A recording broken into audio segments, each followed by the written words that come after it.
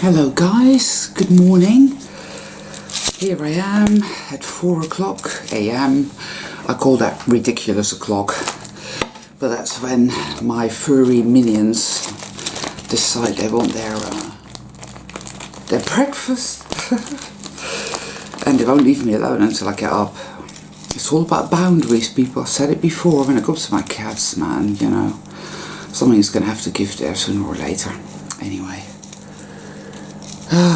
So today I want to talk about something that plays out a lot in society, and that again not that many people really talk about because they think they don't have the problem, that it doesn't affect them or whatever. Me, that's not me, but it is. It's called passive aggression. Now, again, I'm not an expert, but this comes from my own observations and my own experience with passive aggression within me. So, passive aggression is fueled by overwhelming rage, and that rage is not expressed. Again, it lives in the basement, in the subconscious. It comes from being repeatedly and consistently manipulated, abused, traumatized, strung out, yet living in a world where nobody acknowledges that, where everybody keeps telling you that that is normal. Oh, it's normal to feel stressed out. It's normal to be strung out. It's normal to be treated like this by your boss, by your parents, by society. All these rules and regulations, the continual annoyance of the dysfunctional tech that we have to deal with every day, the fact that you have to work all hours God sent for a living and then find at the end of the month you barely have enough left over to feed yourself. But I find often enough, so obviously that is societal system abuse that's levied upon all of us, that everybody continues to say is absolutely normal. That's just the way society works, and this is normal. But people like us know deep down this isn't normal. Even when we're not even awake yet, there's something within us that just knows, no, this isn't norm all. Or maybe it is the norm for all. Yes, certainly seems to be. But that doesn't make it right. We know it isn't right because we have that unease sitting there within our being before we even wake up. That is what spurs us on to wake up, see? But in terms of, say, your family, as you grew up as a child, if you had passive-aggressive parents, they would have taught you that other people abuse you and treat you like shit, but you're supposed to accept that. There's nothing you can do about it. You mustn't stand up for yourself. You mustn't be assertive and say, no, I see this, and no, I don't accept this. It's out of order. I'm not having it. Because there will be retaliation if you do that. There will be consequences. And they'll be very harsh. And they'll be very brutal. And it will smash you. So you better not say anything. And just take it. Keep taking it. Yeah, it's better. It's better to just accept it. Better to accept it. Most people in society, in the general sense, will say that as well. It's better just that's just the way it is. There's nothing you can do. It's just the way it is. It's better to just accept it and just get on with it. Keep going. Keep calm and carry on. You know, all of that sort of stuff. That's why those mugs and those t-shirts are everywhere. Keep calm and carry on, because that was actually something apparently from the Second World War. Well, we all know what it was like in the Second World War. Then again, do we? Actually, no, we don't, because we weren't there, but we've heard all the stories. This is what it was like.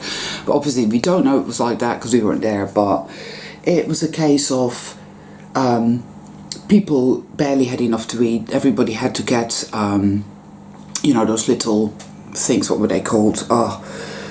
To be able to get some food. Nobody had enough to eat. There were constant bombardments. People had to send their sons off to fight, whether they liked it or not. If you didn't go off to fight, you were given the third degree by everybody around you. You were called a weakling and a coward. There were people who were basically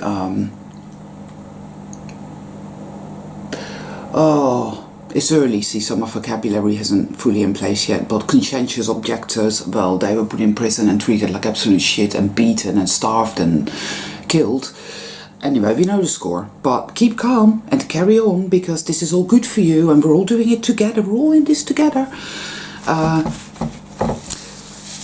Basically, whether it's in your childhood where you have narcissistic parents who often, believe it or not, are also passive aggressive, and you're treated like shit, but you're told that this is how it's supposed to be and you don't have the right to be angry at it.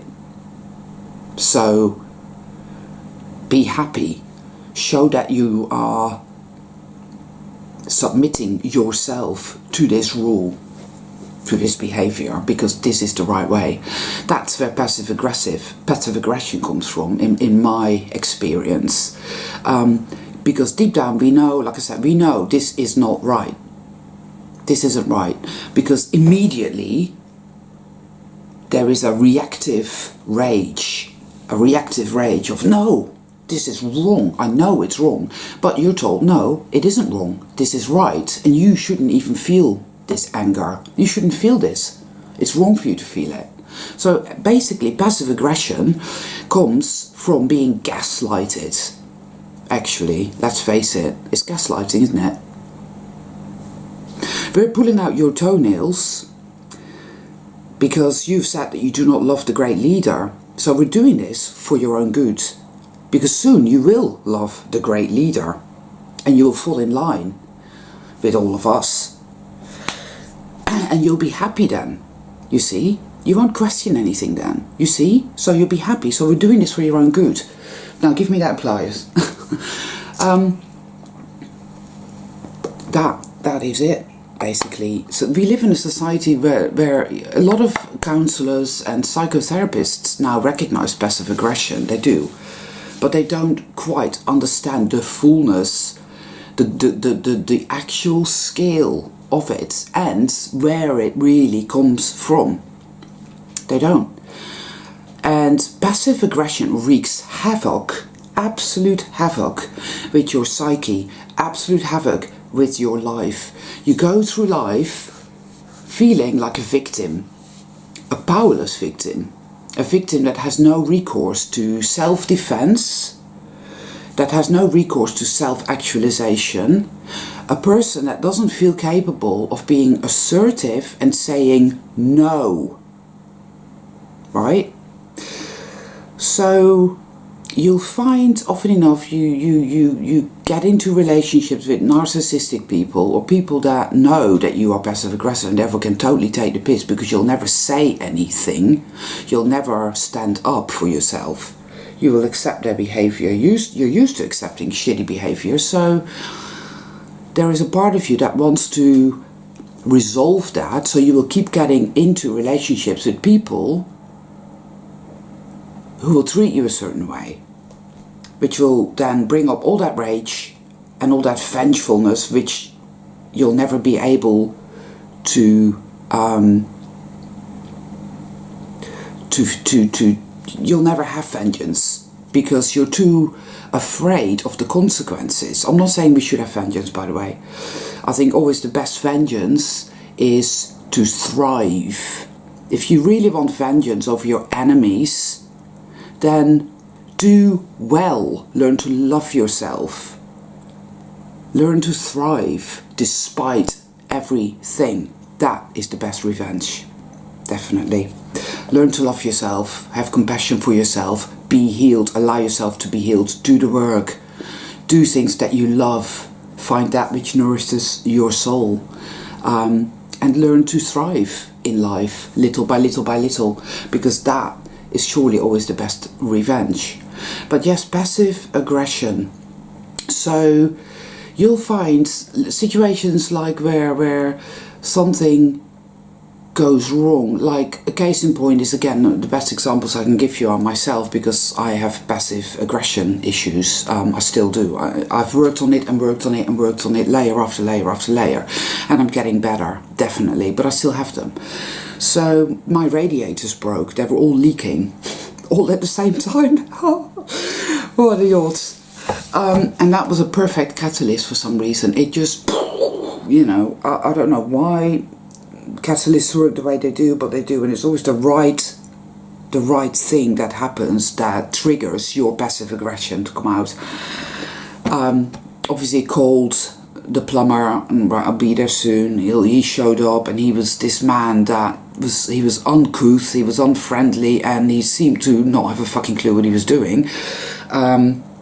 It was like living in a fucking public swimming pool. And I felt incredibly passive aggressive because I wanted to say to him, what are you doing? What are you doing? What's going on here? And I didn't for some reason feel able to do that. I just felt really angry. And it's this thing, you have to be nice. You have to be nice to people. If you want to survive in life and get what you need, you're not allowed to get angry. You're not allowed to be assertive, because that is aggressive and that isn't acceptable. You're not allowed to state calmly and clearly what you want, what you don't want. And when people are taking the piss, you're not allowed to say anything. You're not allowed to call them out. You're not allowed to address it. You're not allowed to say to them, hold on, what are you doing? I don't like what you're doing. Stop what you're doing. Get out of my house, whatever, right? In the end, I managed to do just that, but not before going through a whole passive-aggressive cycle. It was nightmarish, but it was good because it showed me exactly what was going on within me. See, catalysts. Like I said, it wreaks havoc with your life, passive aggression does. This is where the shadow gnaws at itself. There was a little documentary I watched once, and it was about parrots. Now, I really love parrots. They're incredibly intelligent birds, and they're very beautiful, but they do not belong in a cage. They belong in the wild, in the jungle, or wherever it is they live in the Amazon, with their compatriots in trees, being happy. But people will make prisoners of animals, and they're, oh, this is a beautiful bird, I want to have it in my living room, in a cage. Well, what happens to parrots when they're very unhappy and when they're stuck in a cage, being highly intelligent beings? They start to pull their own feathers out. And there was a bird which was so unhappy and so miserable because he'd been in a cage, in a room where it was like a study. Nobody was ever in that room, so he was on his own there, and nobody ever spoke to him. People just saw him as a thing of beauty to just be there and be ignored, like a beautiful cup or, I don't know, a beautiful chair. So he'd pulled out all his feathers, right? And obviously they hadn't grown back. He was that miserable until this wonderful rescue lady came around and rescued him, and there was a good ending to that particular story. But it made me realise that is kind of, in a way, what passive aggression is like, because at the heart of it lies this sense of betrayal and kind of like abandonment. Because you know that what's happening isn't fair, it isn't right, it isn't just, that in fact it's really fucking wrong, and that it's really hurting you, and you want recourse, you want to sort that out, you want to stop feeling like shit, you want people to stop treating you like shit, you want the system to stop treating you like shit, and to be so bloody unfair and wrong and lopsided, and you want all the algorithms to stop being such assholes and treat you like shit, you know, and this world is kind of like a giant algorithm, really, a very dysfunctional one, designed to make you feel just like that. But even though you want all of that, you can't have that, because everybody keeps telling you that, well, what's your problem? Everything's just fine. My mother, when I was a child, and I was a small child, so I didn't have the vocabulary or the courage to stand up for myself. My mother was this large, looming figure, almost like God, really. And she had all the power. And she was abusing me emotionally and physically, not sexually, but beatings and gaslighting on a daily basis, where it isn't me, it's you. They do this all the time. And of course, when you're being gaslit and you're being told that it's you and it's your fault and you're the one that is dysfunctional and you're the one that's insane and you're the one that's getting it wrong, when in fact it isn't, it's them, it's your parents, it's the church, it's the family at large, it's society systems that are fucking you over, but no, it's you. Then these are big things. Your parents are big looming figures. You know, when you're a child, the system is a big looming thing. You feel small and you feel powerless. But you feel all this rage because you know damn well this is wrong. So there is a kind of schism within you, because you're being told, no, it isn't wrong, everything's fine. But there is, this is all wrong. See? You learn not to trust yourself. You learn to think, well, obviously there's something wrong with me because I feel like this is wrong, but everybody keeps telling me it's right. See? So that's another element of it. You learn not to trust yourself. You learn to totally curb yourself and to go within, but in a very negative way. You go within, but in a very negative way. And you learn to gnaw at yourself. It's like those children in that orphanage in India that were all being sexually abused. Some of these little boys were horrendously tortured, sexually abused. It was bad. And they would just sit there all day with banging their head against the wall. And a lot of them, when they finally got to 16, would leave, or they would just leave before then anyway, and they would join gangs and they would become some of the most vicious people, because all that rage is in there. It's got to have an outlet one way or another, right? Don't kid yourself. It won't just passively sit there. It will find an outlet, because you're like a fucking pressure cooker, people, right?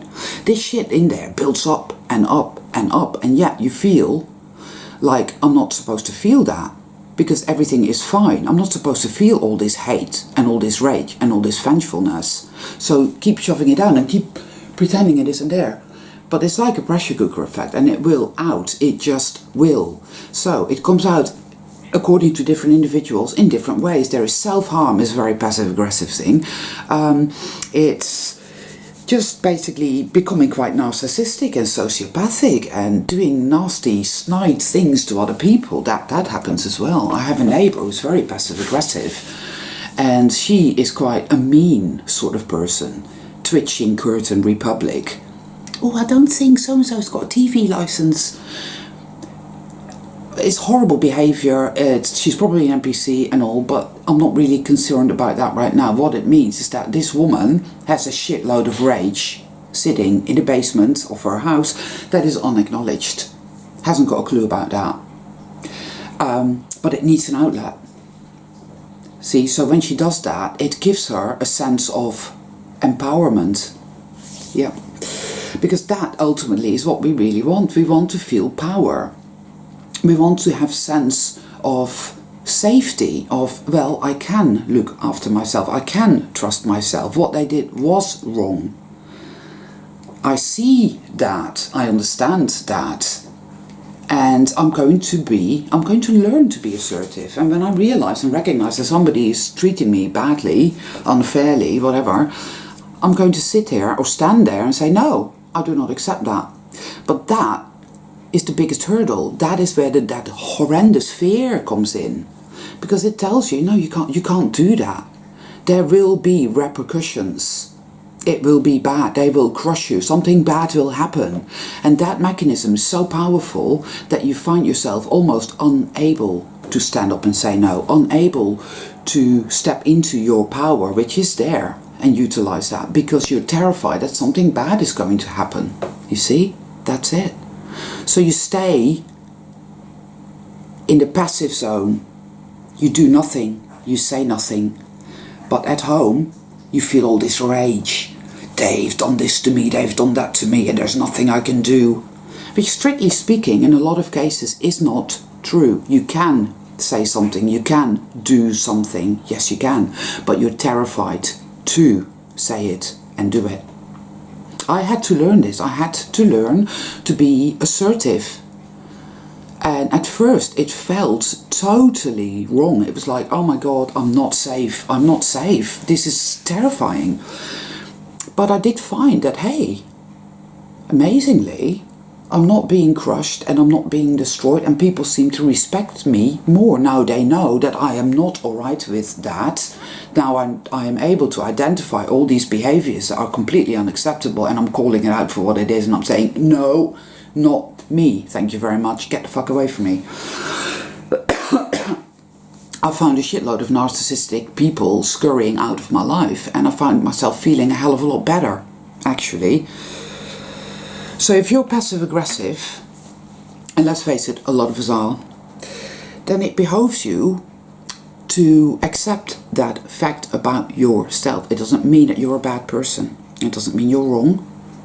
It just means that you're terrified of looking at it there in the basement, because it is an ugly one. It will have possibly made you do things that you're not proud of. But it comes from woundedness, so accept that. Have compassion for that and forgive yourself. Very important. That doesn't happen overnight, but it's something that you practice over and over again. And start to feel the fear, but do it anyway. Say no. Recognize. And often enough you'll find at the beginning especially, but even years later, that you will recognize something as being wrong, but only in hindsight, right? So that's like, oh fuck, I should have said something when I was there. Well, if you can go back to that situation or that person afterwards and say, actually, I did agree at the time, but I was not in full possession of myself. Don't say that. Just say, look, I agreed there, but now I don't agree. You have a right to change your mind. You can do as you damn well please. Right now I'm here to say, no, I don't agree. I don't want that. I think your behavior is really crap and I'm not accepting it. Deal with it that way, right? So, because our mechanism is, we have to accept everything. It doesn't matter what it is. We have to accept it all because I can't trust myself, and if my intuition tells me it's wrong, or if I feel really hurt by this and I know it's wrong but I'm still terrified to say something or do something, or you go home and you realise, oh shit, because a lot of situations are a bit nebulous and you're in it and you don't realise that your behaviour is not what you want it to be, that you're agreeing to things you don't want to agree to, that you're saying things you don't strictly really want to say, all of that, which you realise this in hindsight, but it's your defense mechanism behavior. This is how you present yourself to the world. This is how you interact with the world, because you do that because, again, your dysfunctional navigator thinks it's keeping you safe. It's not keeping you safe. It's just reinforcing your passive aggression, because you're saying things, you're doing things, you're agreeing to things that you do not want to say, do not want to do not want to agree with. So then you go home, you feel all this revenge and all this rage and all this hate, and it's like, I'm never getting anywhere, and those fuckers are all doing it to me. But you've played a part in that because you've done it yourself, you've said it, and you've agreed to it. And you didn't realise you were doing it, but hey, you're getting to grips with your passive aggression, so now you're home, you're thinking, oh shit, I really got it wrong. So then, maybe catch a piece of paper and a pen and write down exactly what it is you wanted to get out of this situation, right? The things that you recognise are wrong, things that were said, things that were done, don't matter what it is, right? And then think, right, now what can I do to remedy the situation? Okay, I got it wrong, so what can I do to remedy it? And if there's nothing you can remedy it for whatever, then at the very least you can think, well, what can I learn from this? One thing that is important, and it's presence, is being present in the moment. So when you're going somewhere to do something, whether that is, I don't know, a job interview or a doctor, you have to go and see the doctor. Doctors take the piss many times, like this is, job interviews as well, not that, whatever, but again, or any kind of situation, dealing with your family, dealing with people that you thought were friends but aren't really very nice people, whatever it is. And you're going in there thinking, I'm not going to behave the way I've always behaved because I will only get the same result. So I'm going to approach this differently. Then you need to be in awareness, because you have a whole behavioral process going on, the old one, that will want to reinforce and step in. Oh no, do it like this. Just bend and yeah, okay, you know, like that. Because that's the way to stay safe. No, it isn't. That's not the way to stay safe. That's the way to get fucked. So go in with awareness. Be aware, be present, and be very patient with yourself. This isn't for the faint of heart. There's a great deal of fear here, you know. But yeah, say, no, I don't agree with that. Say, actually, I want this and I want that. Or can you please explain to me exactly what that means? I don't understand what you're talking about. And actually, no, this doesn't feel quite right to me. I don't know why, but it doesn't feel quite right. So no, I'm not accepting that.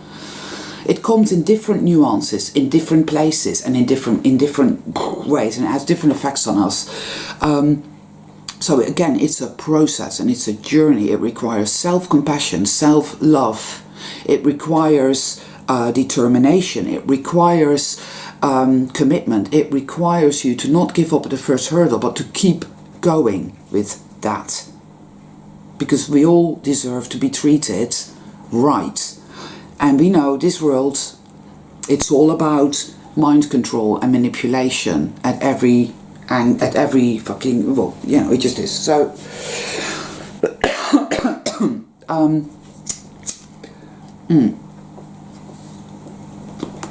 it's something to learn. We have to unlearn a shitload of stuff and relearn a shitload of new stuff. Having your own back, being your own best friend, being your own father, your own mother, as it were, is very important, people, right? Don't expect other people to give you what you need. Learn to give it to yourself. I know that sounds harsh in a way, because we're supposed to live in a world, well, if this world was whole and good, then that wouldn't even be a problem. Then we'd all be in sync with each other. Everything would be in the flow. People wouldn't abuse each other, manipulate each other. You wouldn't have a mainstream media like that. You wouldn't have schools and teachers manipulating you. You wouldn't have doctors and psychiatrists and police officers manipulating you and whatnot. You wouldn't have dictators pulling out your, well, and their henchmen pulling out your toenails, you know. You would be afforded dignity and a certain amount of respect. You would be afforded compassion and empathy, you know. But that is simply not the case. So we have to give that to ourselves. Passive-aggressive people are they project, do a lot of projecting. They don't like to take responsibility for themselves. So they go into a situation, it all goes tits up, as it were. They're treated badly, they don't say anything. They sit there with a smile on their face and agree to it all and say, oh yeah, okay, oh, all right then. Then they go home and become a very, very different person, full of hate and full of rage and wanting vengeance, because they are doing it to me and they're abusing me. But several hours before, you were sat there agreeing to everything with a smile on your face, being nice, because you have to be nice,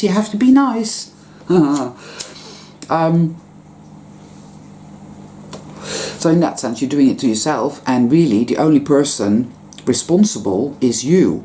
I'm not saying blame yourself, blame doesn't help. It's not because you blame is shit, because it's not really your fault. You were conditioned, programmed from the get-go to operate on that level because of the fear that, well, you're going to get ripped apart if you stand up for yourself and say no. So you have to learn that, you see. It's as simple as that, really, people. And that takes time and patience. It takes, you have to keep at it.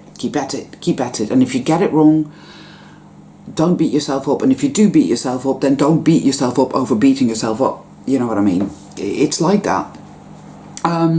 It is our responsibility to take our power back. Don't expect somebody else to give it back to you. Don't be like those people out there protesting every day, saying to the government, oh, please, please, please don't be mean to us. Please be nice and please don't do this to us. We're protesting. Free Tibet.